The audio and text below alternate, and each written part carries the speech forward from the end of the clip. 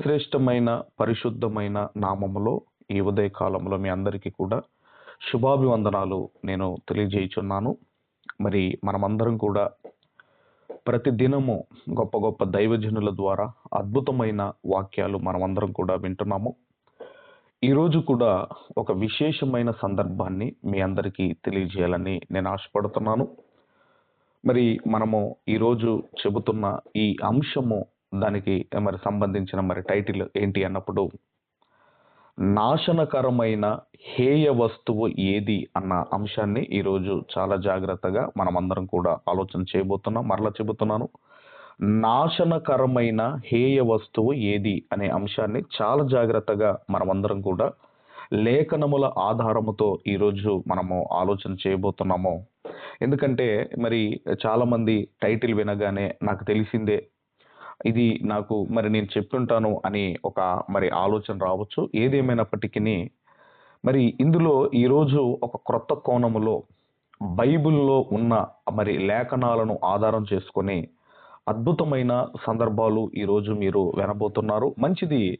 మరి ఈ నాశనకరమైన హేయ వస్తువు గురించి ఎందరో బైబిల్ స్కాలర్స్ కానివ్వండి, ఎందరో పండితులు కానివ్వండి, ఎన్నో ప్రసంగాలు చేశారు. ఎన్నో ప్రసంగాలు ఉన్నాయి. అయితే ఒక్కొక్కరు ఒక్కొక్క విధముగా ప్రసంగించారు. ఒక్కొక్కరు ఒక్కొక్క విధముగా ఇదిగో చెప్పారండి ఈ నాశనకరమైన ఏ వస్తువు గురించి. అయితే మనం చూడగలిగితే దీని మీద రకరకాల బోధలు వచ్చాయండి. దీని మీద రకరకాల బోధలు వచ్చాయి. మరి ఏది నిజమో అన్నది ఈరోజు చాలా జాగ్రత్తగా ప్రారంభము నుండి ముగింపు వరకు వింటే తప్ప ఈ అంశము లేదంటే ఈ నాశనకరమైన హేయ వస్తువు ఏదో మనకు అర్థం కాదు.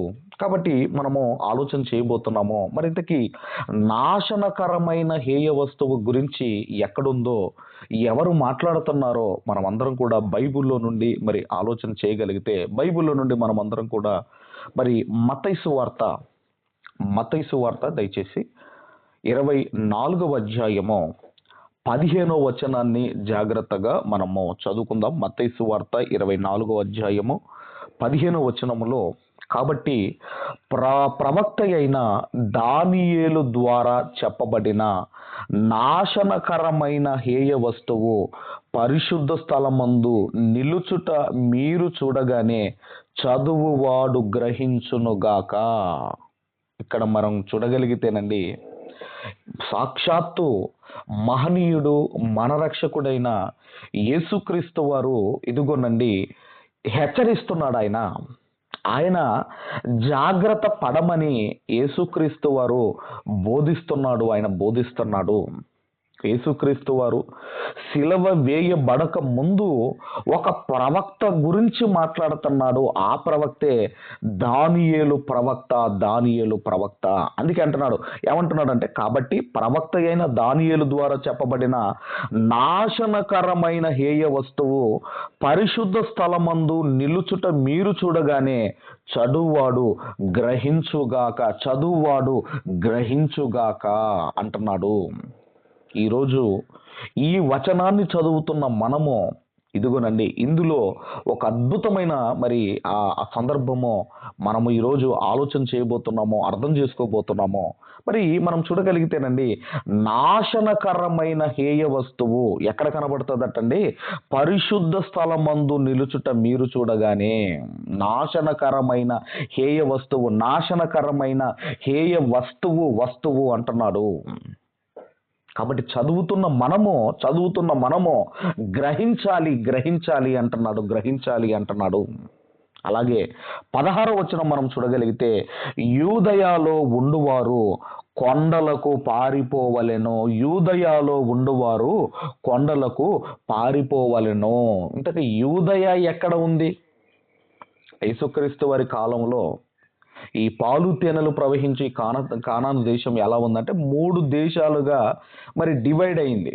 మనందరికీ తెలుసు, పైననేమో గలిలయ ప్రాంతము అంటారు, గలిలయ దేశము పైన అంటారు, పైన గలిలయ దేశము, మధ్యలో సమరయ దేశము, క్రింద ఉన్నదే యూదయ దేశము, ఆ యూదయ దేశములో ఉన్నదే యెరూషలేము. యెరూషలేము, బెత్లెహేము అన్నీ కూడా అక్కడే ఉంటాయండి. యూదయ దేశము కింద ఉన్నది, మధ్యలో సమరయ దేశం ఉన్నది, పైన గలిలయ దేశం ఉన్నది. ఇప్పుడు ఇక్కడ ఏమని చెబుతున్నాడు?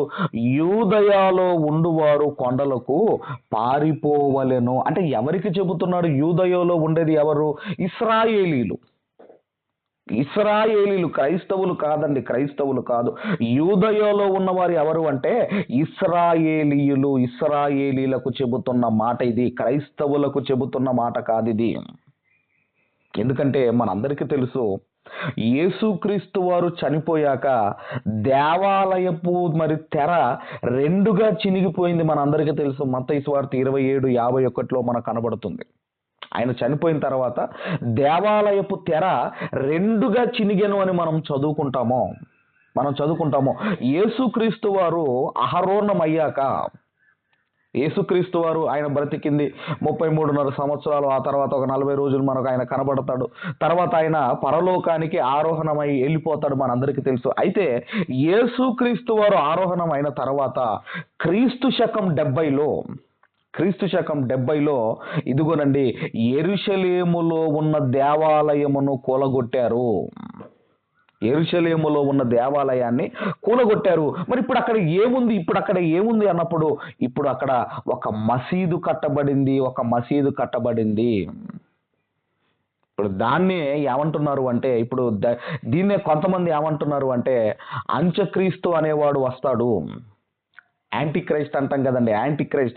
అంత్యక్రీస్తు అనేవాడు, ఆ యాంటీ క్రైస్ట్ అంటేనండి క్రీస్తు విరోధి. అంత్యక్రీస్తు వేరు. మరి వీళ్ళు అనేది చెబుతున్నాను, అంత్యక్రీస్తు అనేవాడు వస్తాడు, ఇదిగోనండి దేవాలయమును కడతాడు.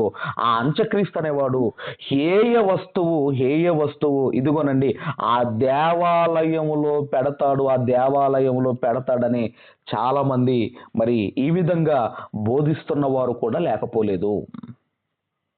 ఎందుకంటే ఇప్పుడు దేవాలయం ఉన్న ప్లేసులో ఏముంది అన్నప్పుడు ఒక మసీదు ఉంది. కానీ ఇక్కడ మీరు ఆలోచన చేయగలిగితే అక్కడ ఏమంటున్నాడు అంటే యేసుక్రీస్తు వారు ఉన్న కాలములో ఏదైతే దేవాలయం ఉందో ఆ దేవాలయములో ఉన్న పరిశుద్ధ స్థలములో నాశనకరమైన హేయ వస్తువు నిలుచుట మీరు చూడగానే చదువువాడు గ్రహించునుగాక అంటున్నాడు. ఎప్పుడటండి ఇది? యేసుక్రీస్తు వారు ఉన్న కాలములో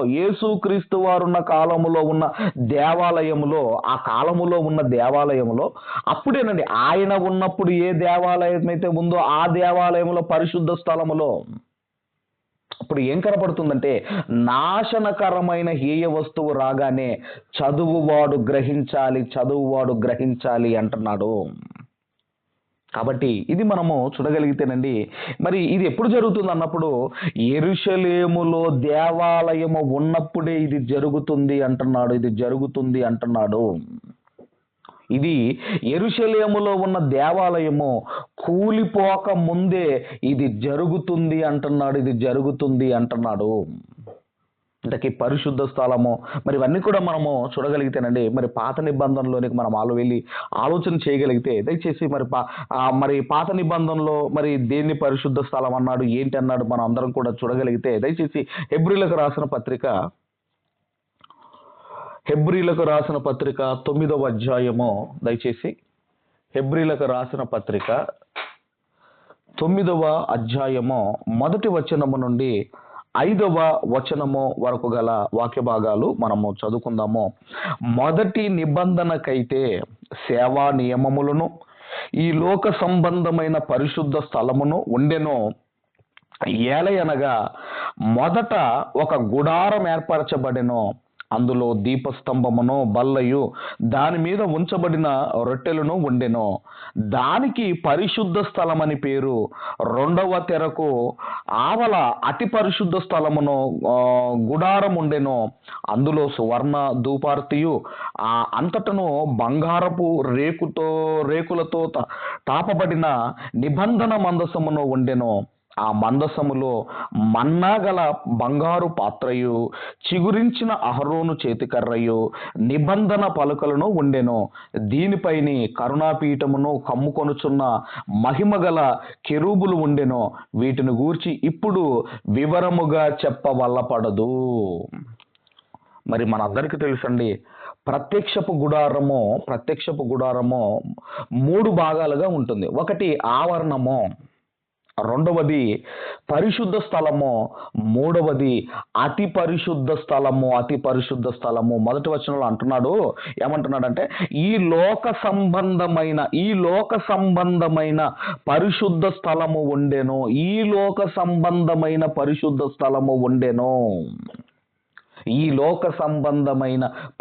స్థలము ఉండెను అంటున్నాడు. ఇప్పుడు పరిశుద్ధ స్థలం ఏదో ఆయన చెబుతూ మనం చూడగలిగితే అదే 24వ వచనాన్ని మనం చదువుదాము. హెబ్రీలకు రాసిన పత్రిక 9వ అధ్యాయం 24వ వచనములో, అందువలన నిజమైన పరిశుద్ధ స్థలమును పోలి హస్తకృతమైన పరిశుద్ధ స్థలములో క్రీస్తు ప్రవేశింపలేదు గాని ఇప్పుడు మన కొరకు దేవుని సముఖమందు కనబడుటకు పరలోకమందే ప్రవేశించెను. అంటే ఇప్పుడు పరిశుద్ధ స్థలము ఏది అంటే పరలోకము అంటున్నాడు. పరలోకమన్నది పరిశుద్ధ స్థలం అయితే ఒక యాజకుడిగా యేసుక్రీస్తు వారు ఇదిగో పరలోకములోనికి ఆయన ప్రవేశించాడు. యేసుక్రీస్తు వారు ఉన్న కాలములో ఆ దేవాలయములో ఎప్పుడు కూడా యేసుక్రీస్తు వారు దేవాలయములో సేవ చేయలేదు. చేశాడండి? బైబిల్లో ఎక్కడైనా ఉందా యేసుక్రీస్తు వారు దేవాలయంలో సేవ చేసినట్టు ఎక్కడైనా ఉందా? ఎందుకంటే ఆ పని ఎవరిది అన్నప్పుడండి, లేవీలే చెయ్యాలి. కాబట్టి యేసుక్రీస్తు వారు పరిశుద్ధుడైన దేవుని సన్నిధి అంటే దేవుని సన్నిధి పరలోకము, ఆ పరిశుద్ధ స్థలములోనికి ఒక యాజకుడిగా యేసుక్రీస్తు వారు వెళ్ళారు. కాబట్టి మనం ఆలోచన చేయగలిగితే ఈ లోక సంబంధమైన ఇదిగో పరిశుద్ధ స్థలము ఉండెను. అప్పుడు పాత నిబంధనలో గుడారం ఉన్నప్పుడు అతి పరిశుద్ధ స్థలము ఆవరణము. ఇప్పుడు నాశనకరమైన హేయ వస్తువు ఎక్కడ కనబడుతుంది అంటున్నాడు? పరిశుద్ధ స్థలములో కనబడుతుంది అంటున్నాడు. ఇంతకీ ఎవరికి చెబుతున్నాడు? ఇది ఇశ్రాయేలీలకు చెబుతున్నాడు. తర్వాత ఇంకా మనం చూడగలిగితేనండి, మరలా మత్తయి సువార్త, దయచేసి మత్తయి సువార్త దయచేసి మరి మనమందరం కూడా మత్తయి సువార్త 24వ అధ్యాయము 16వ వచనం నుంచి మనము చదవగలిగితే 22 వరకు మనం చదవగలిగితే, ఇదిగో యూదయాలో ఉండువారు కొండలకు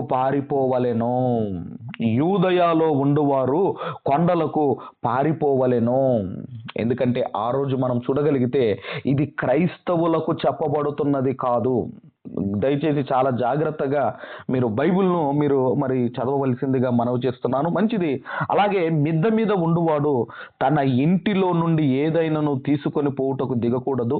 పొలములో ఉండువాడు తన బట్టలు తీసుకొని పోవుటకు ఇంటికి రాకూడదు. అయ్యో, ఆ దినములలో గర్భిణీలకు పాలిచ్చు వారికి శ్రమ, అప్పుడు మహాశ్రమ కలుగును గనుక మీరు పారిపోవుట చలికాలమందైనను విశ్రాంతి దినమందైనను సంభవింపకుండవలనని ప్రార్థించుడి.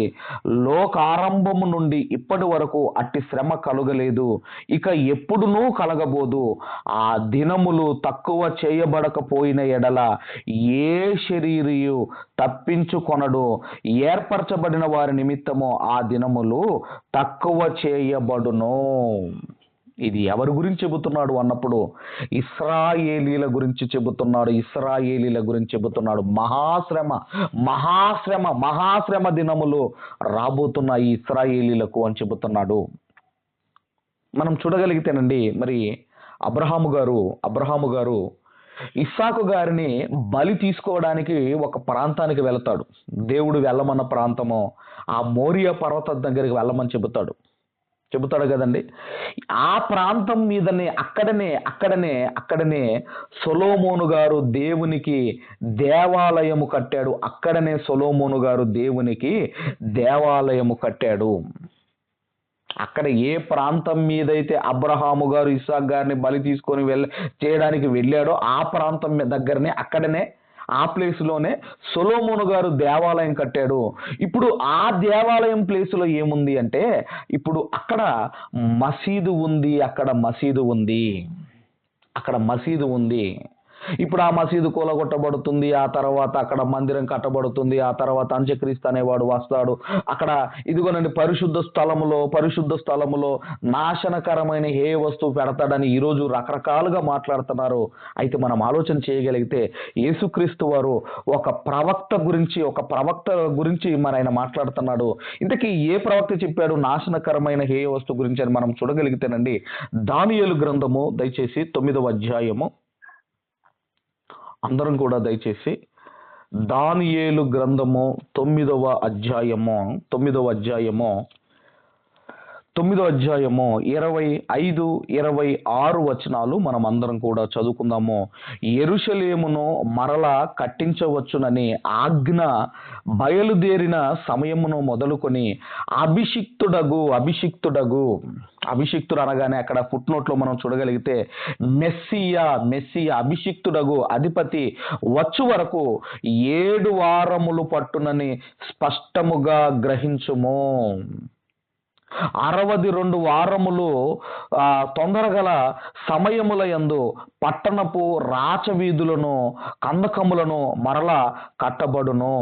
ఈ 62 వారములు జరిగిన పిమ్మట ఏమీయూ లేకుండా అభిషిక్తుడు నిర్మూలము చేయబడును. వచ్చునట్టి రాజు యొక్క ఆ ప్రజలు పవిత్ర పట్టణమును పరిశుద్ధ ఆలయమును నశింపజేయుదురు.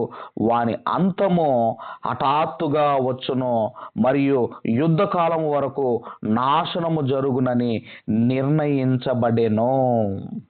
ఇక్కడ మనం చూడగలిగితేనండి, ఇక్కడ మనం ఆలోచన చేయగలిగితే ఇదిగో దీన్ని ఏమంటున్నారు అంటే అంత్యక్రీస్తు అంటే క్రీస్తు విరోధి గురించి వ్రాయబడింది అని చెబుతున్నారు. కానీ ఇక్కడ రాయబడింది క్రీస్తు విరోధి గురించి కాదండి.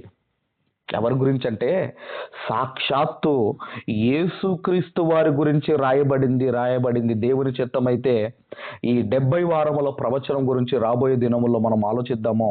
మనము చూడగలిగితే మనము ఆలోచన చేయగలిగితే ఇంకా మనం చూడగలిగితేనండి 27వ వచనం కూడా మనం చదవగలిగితే అతడు ఒక వారము వరకు అనేకులకు నిబంధనను స్థిరపరచును, అర్ధవారమునకు బలి నైవేద్యములను నిలిపివేయును, హేయమైనది నిలుచు వరకు నాశనము చేయువాడు వచ్చును, నాశనము చేయువానికి రావాలని నిర్ణయించిన నాశనము ముగించు వరకు ఈలాగున జరుగును. అంటే ఇక్కడ ఏమని చెబుతున్నాడు అంటే ఇదిగోనండి, ఆ నాశనకరమైన హేయ వస్తువును ఇశ్రాయేలీలు మాత్రమే చూస్తారు. ప్రపంచ ప్రజలు అందరూ చూడరు. అది ప్రపంచ ప్రజలందరికీ సంబంధించింది కాదు. అది ఇశ్రాయేలీలు మాత్రమే చూస్తారు. కాబట్టి మనం ఆలోచన చేయగలిగితే ఇది ఎప్పుడు జరిగింది అన్నప్పుడు అండి, యేసుక్రీస్తు వారు పరలోకానికి వెళ్ళిపోయిన తర్వాత క్రీస్తు శకం 70లో దేవాలయము కూలిపోయింది. అయితే మనం ఆలోచన చేయగలిగితేనండి, దేవాలయము కూలిపోక ముందే నాశనకరమైన హేయ వస్తువు పరిశుద్ధ స్థలములో కనబడుతుంది అంటున్నాడు. పరిశుద్ధ స్థలములో ఈ హేయ వస్తువు కనబడుతుంది అంటున్నాడు. ఇంకా మనం చూడగలిగితే ఇంతకుముందు మనం చదువుకున్నట్టుగా మహాశ్రమ కలుగును అన్నాడు కదండి, ఆ దినములు తక్కువ చేయబడును అన్నాడు కదండి. ఇంతకీ ఏ కాలంలో జరుగుతుందో మనం అది కూడా చూడగలిగితే హోషేయ గ్రంథము దయచేసి 13వ అధ్యాయము దయచేసి హోషేయ గ్రంథము 13వ అధ్యాయము 16వ వచనాన్ని కూడా ఒక్కసారి మనం చదవగలిగితే 16వ వచనము, షోమ్రోను తన దేవుని మీద తిరుగుబాటు చేసెను గనుక అది శిక్ష నొందును, జనులు కత్తిపాలగుదురు, వారి పిల్లలు రాళ్లకు వేసి కొట్టబడుదురు, గర్భిణీ స్త్రీల కడుపులు చీల్చబడును. గర్భిణీ స్త్రీల కడుపులు చీల్చబడును. మహాశ్రమలండి, మహాశ్రమలండి. ఎవరంటేనండి, ఇస్రాయేలీలు మహాశ్రమలు అనుభవించిన వారు ఇస్రాయేలీలు. వీరికి వచ్చిన శ్రమలు లోకములో ఎవరికి రాలేదండి. దయచేసి చరిత్ర మనం వినగలిగితే, మరి క్రీస్తు శకం 66లో నీరో చక్రవర్తి, నీరో చక్రవర్తి తన జనరల్, ఈ నీరో చక్రవర్తి యొక్క జనరల్, ఇతని పేరు ఏంటంటే వెస్పేషియన్ అతని పేరు.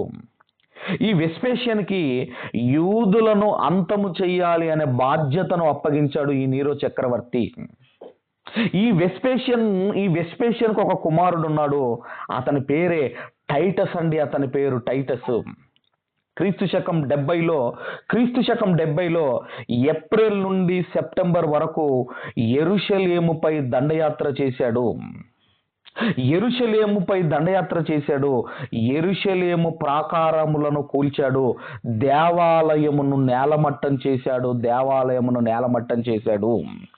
ఆ టైములో పంది యొక్క కళేబరాన్ని తీసుకొచ్చి పరిశుద్ధ స్థలములో వేసి దేవాలయాన్ని అపవిత్రపరిచాడు. మరలా చెబుతున్నాను, ఆ టైములో ఈ ఏప్రిల్ నుంచి ఈ ఏదైతే సెప్టెంబర్ మాసం వరకు ఎప్పుడైతే దండెత్తాడో, ఆ టైములో పంది యొక్క కళేబరాన్ని తీసుకొచ్చి పరిశుద్ధ స్థలములో వేసి దేవాలయాన్ని అపవిత్రపరిచాడు. తర్వాతనండి, ఇశ్రాయేలీలందరినీ చిత్రహింసలకు గురి చేశాడు. ఆ తర్వాత బంగారము కోసము రాళ్లను పెకిలించాడు. ఎందుకంటేనండి, దేవాలయాన్ని తగలబెట్టిన తర్వాత బంగారం అంతా పునాదుల్లోనికి వెళితే ఆ రాళ్లను పెకిలించి బంగారాన్ని తీసుకున్నాడు. ఇది చరిత్ర. అందుకేనండి, ఇప్పుడు అక్కడ ఏముందంటే ఒక గోడ మాత్రమే ఉంది. యూదులందరూ ఆ గోడ దగ్గరికి వెళ్ళిపోయి ఏడుస్తుంటారు. అయ్యా, ఇక్కడ ఒకప్పుడు మందిరం ఉండేది, ఇక్కడ ఒకప్పుడు దేవాలయం ఉండేది, ఎప్పుడయ్యా దేవాలయం కట్టుకుంటామని ఇప్పుడు యూదులు అక్కడికి వెళ్ళి ఏడుస్తుంటారు. అందుకే ఆ గోడకు ఉన్న పేరు ఏంటంటే ఏడుపుల గోడ, వేలింగ్ వాల్. ఏడుపుల గోడ. అది ఒక్కటి మాత్రమే ఉన్నదండి. ఆ ఒక్కటి మాత్రమే ఉన్నది. ఆ తర్వాత మనం చూడగలిగితేనండి, 1920లో లక్షల మంది యూదులు అమెరికాకు వలస వెళ్ళిపోయారు. కొన్ని లక్షల మంది యూదులు చంపబడ్డారు. ఆ తర్వాత హిట్లర్ అనేవాడు అతి భయంకరంగా, క్రూరంగా యూదులను సంహరించాడు. గ్యాస్ ఛాంబర్లోనికి వెళ్ళి ఊపిరాడకుండా ఇదిగో భయంకరంగా చంపించాడండి ఈ హిట్లర్ అనేవాడు. ఎందుకంటేనండి, ఇదిగోనండి, ఇలాంటి శ్రమలు లోకములో ఇశ్రాయేలీలు తప్ప ఎవ్వరు కూడా అనుభవించలేదండి. అలాంటి భయంకరమైన శ్రమలు ఇశ్రాయేలీలు అనుభవించారు. ఇంకా మనం చూడగలిగితేనండి, దయచేసి ఒక ప్రవచనం మనం చూడగలిగితే, దయచేసి మరి లూకాసు వార్త ఒక ప్రవచనం మనం చూడగలిగితే, లూకాసు వార్త 21వ అధ్యాయము, 20 నుంచి 24 వరకు మనం చదవగలిగితే, యెరూషలేము దండ్ల చేత చుట్టబడుట మీరు చూచునప్పుడు దాని నాశనము సమీపమై ఉన్నదని తెలుసుకొనుడి. దండ్ల చేత, ఏ దండ్లు? రోమ సైనికుల చేత. 21, అప్పుడు యూదయలో ఉండువారు కొండలకు పారిపోవలను, దాని మధ్య నుండి వారు వెలుపలికి పోవలను. పల్లెటూరులోని వారు దానిలో ప్రవేశింపకూడదు. లేఖనములో వ్రాయబడినవన్నీ నెరవేరుటకై అవి ప్రతిదండన దినములు. ఆ దినములలో గర్భిణీలకును పాలిచ్చు వారికి శ్రమ, భూమి మీద మిక్కిలి ఇబ్బందియు ఈ ప్రజల మీద కోపమును వచ్చును. వారు కత్తివాత కూలుదురు, చెరపట్టబడిన వారై సమస్తమైన అన్యజనముల మధ్యకు పోవుదురు. అన్యజనముల కాలములు సంపూర్ణమగు వరకు ఆ యెరూషలేము అన్యజనముల చేత త్రొక్కబడును. ఇక్కడ మనం ఆలోచన చేయగలిగితే ఇదిగో మనం ప్రవచనం చూస్తున్నాము. ఇక్కడ 23వ వచనంలో ఏమంటున్నాడు అంటేనండి, ఇక్కడ ఏమంటున్నాడు అంటే ఇదిగో ఈ ప్రజల మీద అన్నాడు చూడండి. 23వ వచనంలో ఆ దినములలో గర్భిణీలకు పాలిచ్చు వారికి శ్రమ, భూమి మీద మిక్కిలి ఇబ్బందియు ఈ ప్రజల మీద అన్నాడు. అంటే ఈ ప్రజలు అంటే ఇశ్రాయేలీల మీదికి ఇదిగోనండి రాబోతుంది. ఇశ్రాయేలీల మీదకి రాబోతుంది. ఏంటది? మహాశ్రమ దినములు. అలాగని మనకు ఉండవా అంటే మనకు ఉంటాయండి, మనకు వస్తాయి. మనకు రావని కాదు. అయితే ఇక్కడ ఎవరి గురించి చెబుతున్నాడు అన్నప్పుడు ఇశ్రాయేలీల గూర్చి చెబుతున్నాడు. మరలా 24వ వచనంకి వచ్చేసరికి వారు కత్తివాత కూలుదురు. వారు అంటే ఎవరు అంటే ఇశ్రాయేలీలు. ఎక్కడికి వెళ్తారంటే అన్యజనులలోనికి వెళతారు.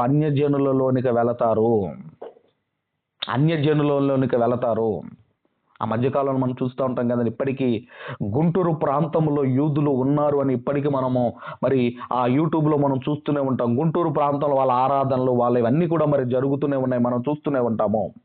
అంటే వీళ్ళు ఏమైపోయారు అంటే అన్యజనములలోనికి చెదిరిపోయారు. అయితే మీకు ఒక డౌట్ రావాలి. ఏంటి అన్నప్పుడు, ఒక ప్రశ్న ఏంటి అన్నప్పుడు, ఎందుకు ఇశ్రాయేలీలకే మహాశ్రమలు ఎందుకు వచ్చాయి? ఇంకా బైబిల్ చదివితే అగ్ని వంటి మహాశ్రమలు అన్నాడు. ఎందుకు ఇశ్రాయేలీల మీదికే మహాశ్రమలు ఎందుకు వచ్చాయి? మన మీదికి ఎందుకు రాలేదు? మనకెందుకు రావు అన్నప్పుడు అండి, వాళ్ళ మీదికే ఎందుకు వచ్చాయి, మన మీదికి ఎందుకు రావు అన్నప్పుడు దయచేసి మరలా మత్తయి సువార్త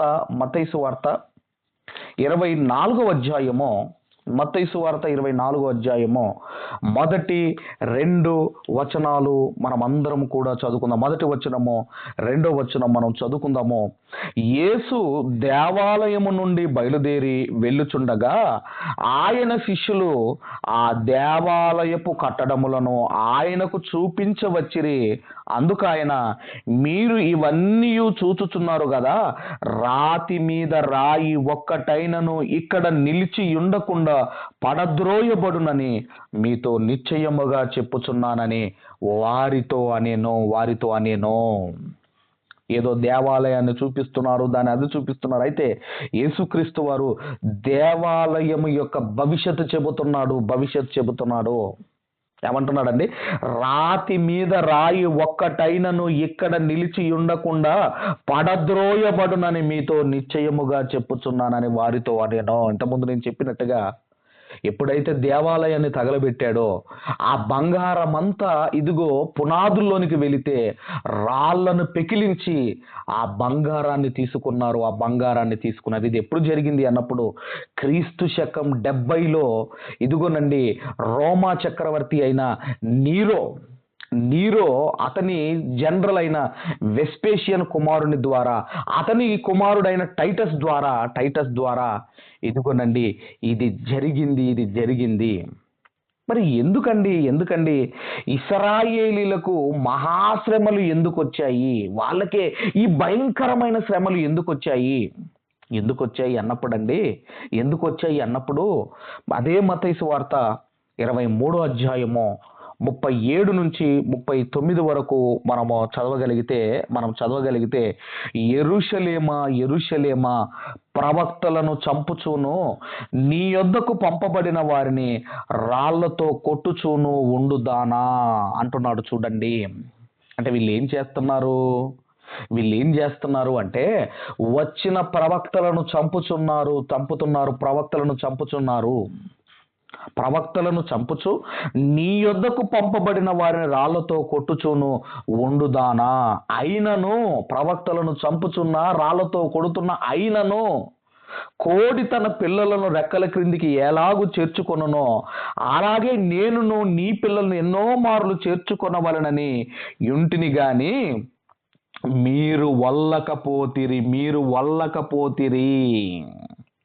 మీరు వల్లకపోతిరి. ఎందరినో ప్రవక్తలను మీరు చంపిన కోడి తన పిల్లలను చేర్చుకున్నట్లుగా అది ఏ విధంగా అయితే వాత్సల్యం చూపిస్తుందో, ఇదిగోనండి నేను కూడా చేర్చుకోవాలి అనుకున్నాను, కానీ ఇదిగో నా ప్రియ కుమారుడైన యేసుక్రీస్తు వారిని కూడా మీరు కాదనుకొని సిలువకు అప్పగించారు. అందుకే మీ మీదికి మహాశ్రమలు వచ్చాయి. మహాశ్రమలు వచ్చాయండి వాళ్ళ మీదికి. ప్రవక్తలను చంపింది వాళ్ళు, రాళ్లతో కొట్టబడి చంపింది వాళ్ళు, చివరికి యేసుక్రీస్తు వారిని కూడా కాదనుకున్నది వాళ్ళు అండి, ఇస్రాయేల్. అందుకే మహాశ్రమలు వారి మీదకు వచ్చాయి. 35వ వచనము మనం చూడగలిగితే నీతిమంతుడైన హేబేలు రక్తము మొదలుకొని బలిపీఠమునకును దేవాలయమునకును మధ్య మీరు చంపిన బరకియా కుమారుడగు జకరయ రక్తము వరకు భూమి మీద చిందింపబడిన నీతిమంతుల రక్తమంతయు మీ మీదికి వచ్చును.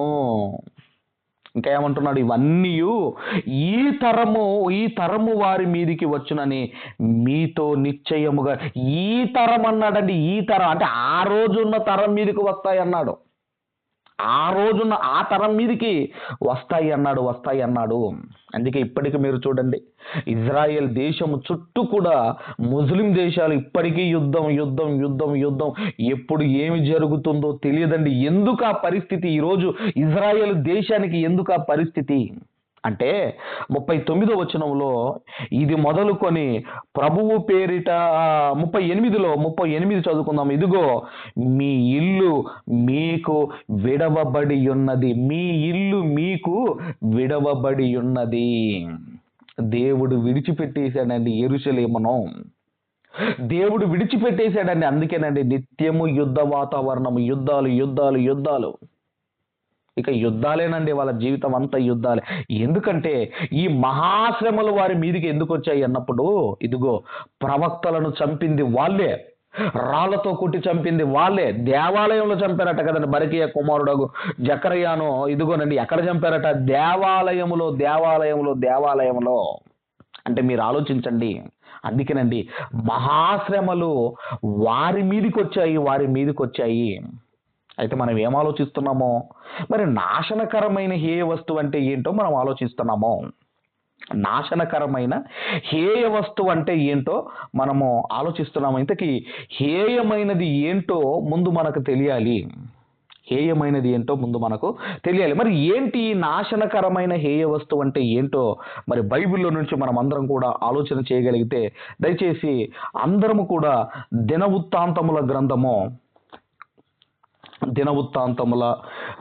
గ్రంథము దయచేసి దినవృత్తాంతముల 2వ గ్రంథము దయచేసి 29వ అధ్యాయము.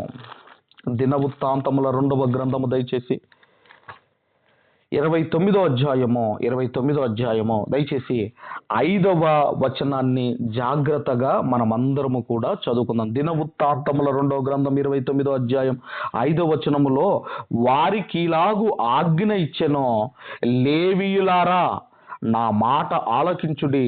ఇప్పుడు మిమ్మును మీరు ప్రతిష్ఠించుకొని మీ పితరుల దేవుడైన యెహోవా మందిరమును ప్రతిష్ఠించి పరిశుద్ధ స్థలములో నుండి నిషిద్ధ వస్తువులన్నిటినీ బయటికి కొనిపోవుడి. పరిశుద్ధ స్థలములో నుండి నిషిద్ధ వస్తువులన్నింటినీ బయటికి కొనిపోవుడి. నిషిద్ధ వస్తువులు అంటున్నాడు. అంటే హేయమైన వస్తువులన్నిటిని బయటికి కొనిపోవుడి అంటున్నాడు. ఇంతకీ మనం ఆలోచన చేయగలిగితే మరి హేయమైనది ఏంటి మనకు తెలియాలి, నిషిద్ధమైన వస్తువు ఏదో మనకు తెలియాలి. హేయమైనది కానివ్వండి, నిషిద్ధమైన వస్తువు ఏంటో మనకు తెలియాలి. మరి మనం చూడగలిగితే ఆ మరి ద్వితీయోపదేశ కాండము, దయచేసి అందరం కూడా త్వరగా ద్వితీయోపదేశ కాండము దయచేసి 14వ అధ్యాయము, ద్వితీయోపదేశ కాండము దయచేసి 14వ అధ్యాయము 8వ వచనాన్ని మనం అందరం కూడా జాగ్రత్తగా చదువుకుందాం. ద్వితీయోపదేశ కాండం 14వ అధ్యాయం 8వ వచనంలో, మరియు పంది 2 డెక్కలు గలదైనను నెమరు వేయదు గనుక అది మీకు హేయము, వాటి మాంసము తినకూడదు, వాటి కళేబరమును ముట్టకూడదు. అంటే హేయమైనది ఏంటంటే పంది హేయమైనది, దాని కళేబరమును ముట్టకూడదు అంటున్నాడు. మరి ఇక్కడ ఏమన్నాడండి? వస్తువు అన్నాడు కదా, నాశనకరమైన హేయ వస్తువు అన్నాడు. మరి కళేబరము ఎలా వస్తువు అవుతుంది? ఇంతకుముందు చెప్పినట్టుగా మరి ఆ టైటస్ అనేవాడు పరిశుద్ధ స్థలములో ఇదిగోనండి ఈ పంది యొక్క కళేబరాన్ని ఆ పరిశుద్ధ స్థలములో వేశాడు. మరి ఈ కళేబరము వస్తువా అంటే దానికి కూడా బైబిల్లో ఆధారం మనం చూడగలిగితే లేవియా కాండము, దయచేసి లేవియా కాండము 11వ అధ్యాయము, లేవియా కాండము 11వ అధ్యాయము 11వ వచనాన్ని జాగ్రత్తగా మనము చదువుదాము. 11వ అధ్యాయం 11వ వచనంలో ఇక్కడ ఏమంటున్నాడంటే, అవి మీకు హేయములుగానే ఉండవలెను, వాటి మాంసమును తినకూడదు, వాటి కళేబరమును హేయములుగా ఎంచుకొనవలెను.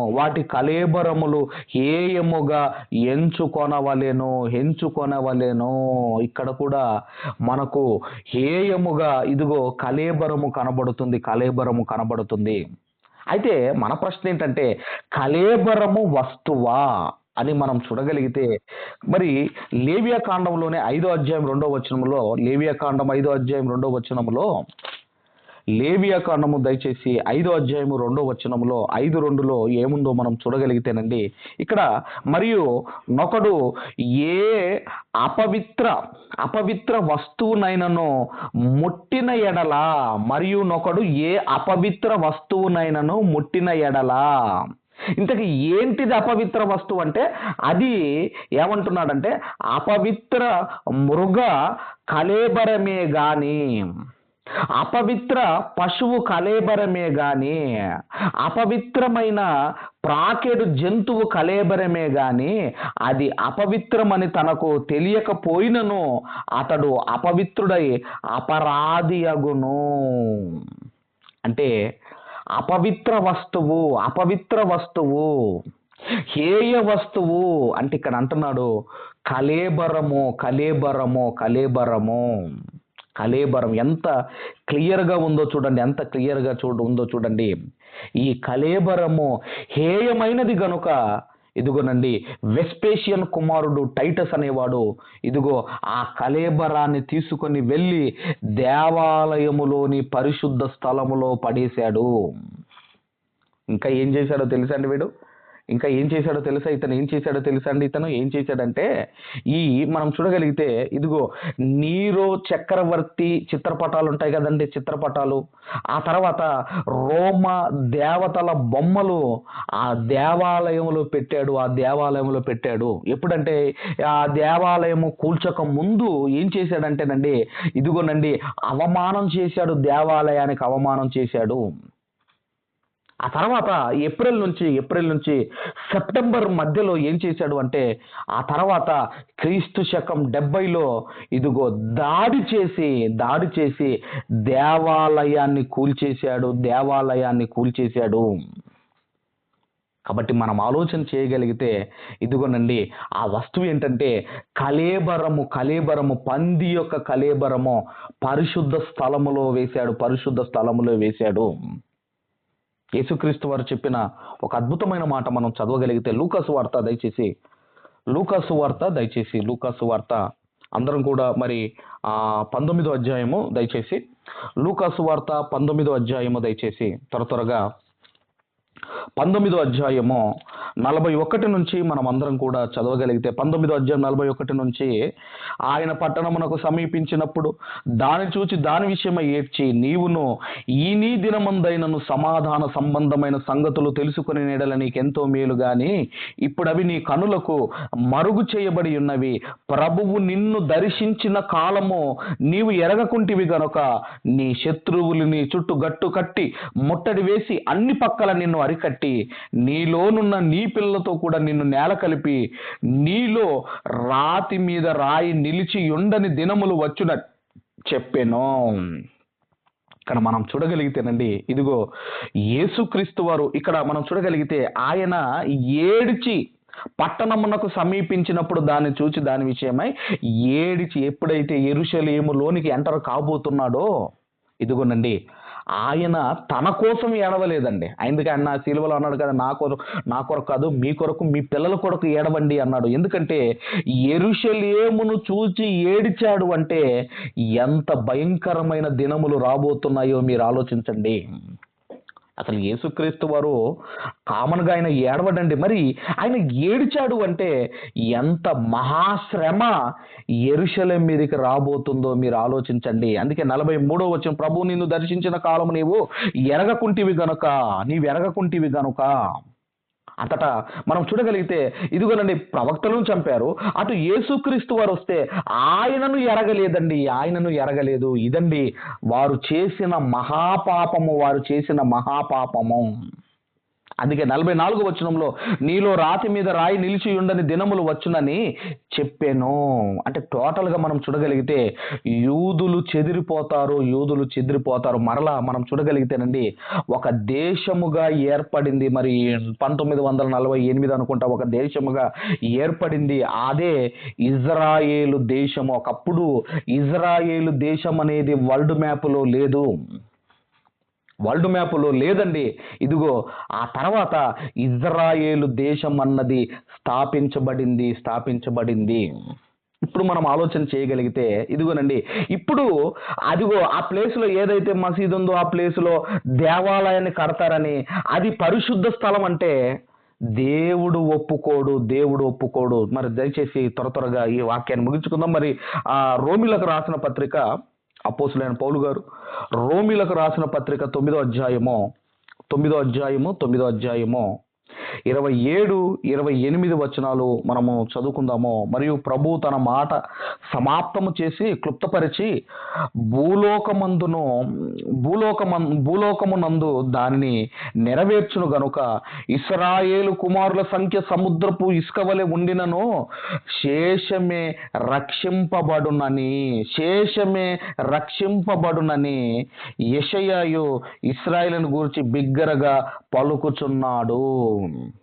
ఇదిగో సముద్రపు ఇసుక రేణుల వంత ఉన్నా శేషమే, అంటే రెమనెంట్ విల్ బి సేవ్డ్ అన్నాడు. శేషమే రక్షించబడును, కొద్ది మంది మాత్రమే మిగులుతారు. ఇప్పుడు పరిశుద్ధ స్థలము అంటే ఇదిగో పరలోకములో ఉంది. పరిశుద్ధ స్థలము అంటే పరలోకంలో ఉంది. ఇప్పటి వరకు పాత నిబంధనలో ఇదిగో ఆ పరిశుద్ధ స్థలము అంటే ఇప్పటి వరకు మనం చూసాము దేవాలయము, అతి పరిశుద్ధ స్థలము, ఆవరణం అని మనం చూసాము.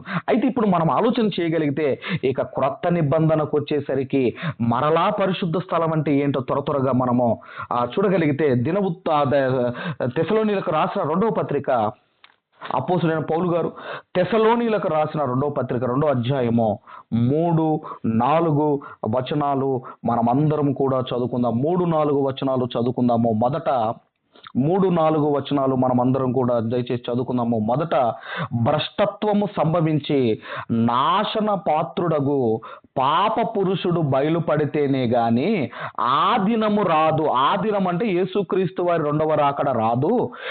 ఏది దేవుడనబడునో, ఏది పూజింపబడునో దానంతటిని ఎదిరించుచు, దానంతటికి పైగా వాడు తన్ను తానే హెచ్చించుకొనుచు, తాను దేవుడనని తన్ను కనపరుచుకొనుచు దేవుని ఆలయములో కూర్చుండును గనుక ఏ విధముగానైనను ఎవ్వడును మిమ్మను మోసపరచనీయకుడి.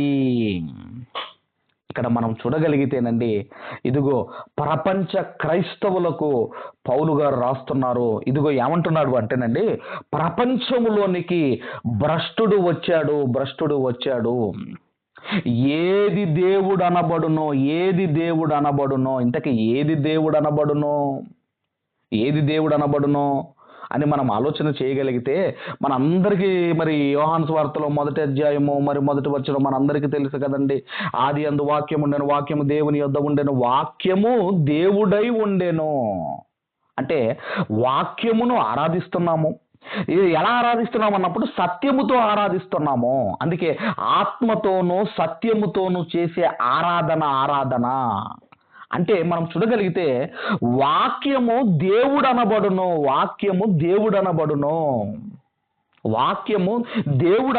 వాక్యమును మనం దేవుడు అంటుంటే ఇక మనం చూడగలిగితే సాతాను తనకు తానే హెచ్చించుకుంటాడు. వాడు ఏమంటాడంటేనండి, నా మాటే రైట్ అంటాడండి, నా బోధే రైట్ అంటాడు. ఈ వాక్యము తప్పు అని ఇదిగో అబద్ధ బోధలు వాడు ప్రవేశపెడతాడు. అందుకే ప్రారంభ సంఘములోనికే భ్రష్టత్వం వచ్చేసింది. అనేకులైన క్రీస్తు విరోధులు బయలుదేరి ఉన్నారని 1వ యోహాను పత్రికలో మనం చదువుకుంటాము. కాబట్టి మనం చూడగలిగితేనండి, ఇప్పుడు యెరూషలేములో ఉన్న దేవాలయములో ఉన్న పరిశుద్ధ స్థలము కాదండి. ఇప్పుడు ఆడు ఎక్కడ కూర్చుంటాడు అంటే దేవాలయములో కూర్చుంటాడు.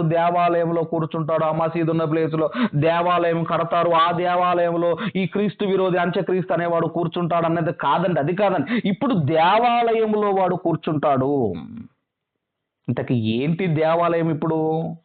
ఇప్పుడు ఏది దేవాలయం? కొరంథీయులకు రాసిన 1వ పత్రిక 3వ అధ్యాయము 16వ వచనంలో 3:16లో ఆయన అంటున్నాడు, ఇదిగో మీరు దేవుని ఆలయమై ఉన్నారనియు దేవుని ఆత్మ మీలో నివసించుచున్నాడనియు మీరు ఎరగరా. అంటే ఇప్పుడు ఏదండి దేవాలయము? మీ దేహమే దేవుడు కట్టుకున్న దేవాలయము. దేవాలయం అంటే మన దేహమే అంటున్నాడండి. అందుకే మనం ఆలోచన చేయగలిగితే ఇదిగోనండి, వాక్యము చెప్పకుండా ఏవేవో పిట్ట కథలు అవి చెప్పకూడదండి. ఎప్పుడు కూడా మనకు చేతనైతే బైబిల్ చెప్పాలి, మనం లేదంటే నోరు మూసుకొని మనం కూర్చోవాలి. అంతేగాని మనం ఆలోచన చేయగలిగితేనండి, ఇదిగో వాడు ఎక్కడ కూర్చుంటాడు అంటే దేవాలయములో కూర్చుంటాడు. వాడు హేయమైన వాడు, ఇదిగో వాడు భ్రష్టుడు, నాశన పుత్రుడు వాడు. ఇదిగోనండి సాతాను మనలో దేవాలయములో కూర్చుంటాడటండి. అందుకే వాడు ఈరోజు ఏం చేస్తున్నాడు అన్నప్పుడండి, ఇదిగో సత్యవాక్యమును చెప్పకుండా మిస్గైడ్ చేస్తున్నాడు, అనేకులను మిస్గైడ్ చేస్తున్నాడు. చివరిగా 1 పేతురు పత్రిక 2వ అధ్యాయము 5వ వచనాన్ని చదువుకొని ముగించుకుందాం. 1 పేతురు పత్రిక 2వ అధ్యాయము 5వ వచనాన్ని మనమందరము కూడా దయచేసి చదువుకుందాం. 2వ అధ్యాయం 5వ వచనం చదువుకుందాము. యేసుక్రీస్తు ద్వారా దేవునికి అనుకూలములగు ఆత్మ సంబంధమైన బలులు నర్పించుటకు పరిశుద్ధ యాజకులుగా ఉండునట్లు మీరును సజీవమైన రాళ్ల వలె నుండి ఆత్మ సంబంధమైన మందిరముగా కట్టబడుచున్నారు. ఇప్పుడు చాలా మంది యెరూషలేములో మందిరం కట్టబడుతుందని ఒకటే మరి మనం వింటూనే ఉన్నాము. అయితే మీరు ఆలోచించండి, దేవాలయము కూలిపోతుందని యేసుక్రీస్తు వారు మత్తయి సువార్తలో చెప్పాడు. రాయి మీద రాయి నిలిచి ఉండకుండా పడద్రోయబడు దినములు వచ్చునని మనం చదువుకున్నాం కదండి. దేవాలయము కూలిపోతుందని యేసుక్రీస్తు వారు మత్తయి సువార్తలో చెప్పారు. మత్తయి సువార్త నుండి ప్రకటన గ్రంథం వరకు మీరు ఎక్కడైనా చూడండి, మరలా దేవాలయం కట్టబడుతుంది అన్న మాట ఎక్కడైనా ఉందో చూడండి. ఎక్కడా లేదండి. ఎక్కడ కూడా యేసుక్రీస్తు వారు చెప్పలేదు. ఎందుకంటే ఇదిగోనండి, ఇప్పుడు దేవాలయం అంటే నీవే దేవాలయము. ఇదిగో నీలో ఉన్నది పరిశుద్ధ స్థలము. ఆయన నీలో ఉండాలనుకుంటున్నాడు. ఆ రోజు పరిశుద్ధ స్థలములో పంది కళేబరాన్ని వేసి అపవిత్రం చేశారు. ఈరోజు దేవుడు కట్టుకున్న నీ దేహం అనే దేవాలయంలో ఈ హేయమైన వాడు, ఈ భ్రష్టుడు నీలో ఉన్నాడేమో ఒక్కసారి పరిశీలన చేసుకోమంటున్నాడు. నీ దేహమే పరిశుద్ధ స్థలం అయితే ఆ పరిశుద్ధ స్థలములో ఇదిగో సాతానుడనే హేయమైన వాడు రాకుండా, వానికి చోటివ్వకుండా బ్రతకమని చెబుతున్నాడు. కాబట్టి మనం ఆలోచన చేయగలిగితే, మరి మనం చూడగలిగితే, నాశనకరమైన హేయ వస్తువు అంటే కళేబరం అని మనం చదువుకున్నామో. తర్వాత ఇదిగో సాతానుడు హేయమైన వాడు మనలోనికి రాకుండా, వానికి చోటివ్వకుండా మనం బ్రతకాలని దేవుడు కోరుకుంటున్నాడు. అలా బ్రతికి దేవుని నుండి ఎన్నో మేలులు, దీవెనలు, ఆశీర్వాదాలు పొందుకోవాలని కోరుకుంటూ నా ఈ మాటలు ముగిస్తున్నాను.